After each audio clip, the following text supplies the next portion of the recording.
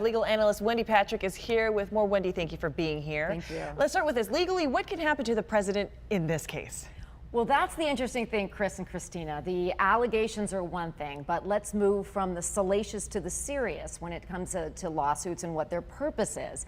The value in bringing a lawsuit is often that litigants need to be deposed. They have to turn over discovery. There are documents and information and statements and things that you can acquire during the course of a lawsuit that may be very valuable to Trump's detractors. And remember, the timing of this is especially important because we are right in the home stretch, some believe, of Robert Mueller's investigation. So who knows whether or not getting Trump right where they want him, under oath, in a deposition, isn't a goal in and of itself, separate and apart from whatever merits the lawsuits may end up having. Of course, you're going to make the clear parallel here between Kenneth Starr's investigation on Whitewater, which then dovetailed into the Monica Lewinsky investigation, which eventually got him lying under oath, which got him impeached. He never was removed from office, but impeached.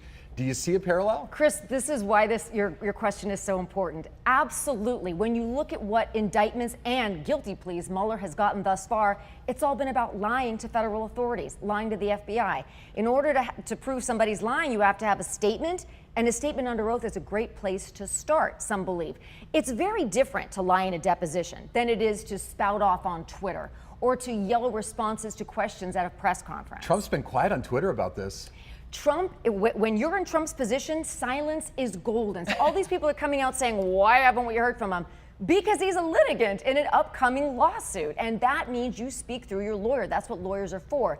Unless they're violating any trial publicity rules, they are your mouthpiece. And that's exactly why you probably haven't heard from either Trump or Michael Cohen about these allegations. So can you break it down for us if people are just tuning in and don't know what's going on? Who is suing who?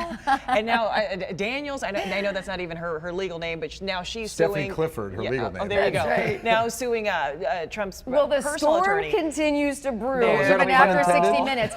And I guarantee you we'll be talking about 60 Minutes for 60 days, not because of the tryst allegedly in 2006, but because of the lawsuits that have generated.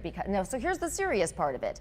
Originally, Ms. Daniels was suing the president basically to get out from under the non-disclosure agreement, which, by the way, she accepted the $130,000 for, so that's problematic.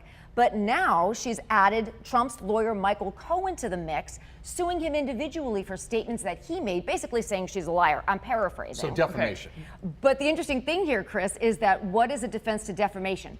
Truth. So even though you look at the fact that maybe these lawsuits might have legs, who knows, one of the defenses is getting back factually to the affair of 2006, if you want to call it that. I guess it's the one night she spoke about on Sunday night. So even though we'd like to stay legally away from the sordid details and stay with the serious, the salacious makes its way back into the mix if, in fact, that's going to be the defense to the defamation claim. And I know you don't want to go into the other two accusers, but one was a contestant on his show, The Apprentice, and then the other was a Playboy's Playmates. Does that embolden Stormy Daniels' case because there are other complaints out there? Well, Chris, that's exactly what Daniels' team is saying, is that originally she was emboldened by the Access Hollywood tape going public and other women stepping forward that encouraged and inspired her to come forward. And yeah, the fact that we just aired Anderson Cooper's interview with Karen McDougal last week. The Playboy Playmate. That would be the Playboy Playmate, who, by the way, alleges a 10-month long affair. So very, very different than Daniels' allegations. But yes, some people say there's safety in numbers, but those cases are very different factually, and they're very distinguishable, and no doubt will be distinguished by Trump's legal team. The whole thing is just so yucky. Distasteful. It really is. I don't even want my Absolutely. kids to see this stuff, and it's about the President of the United States. Right. Yeah, it is, which is why we're talking about it. Of course. That's right. Wendy Patrick, as always, thank you. Thank Very you. interesting insight. Thank Appreciate you. your time. Coming up, how a call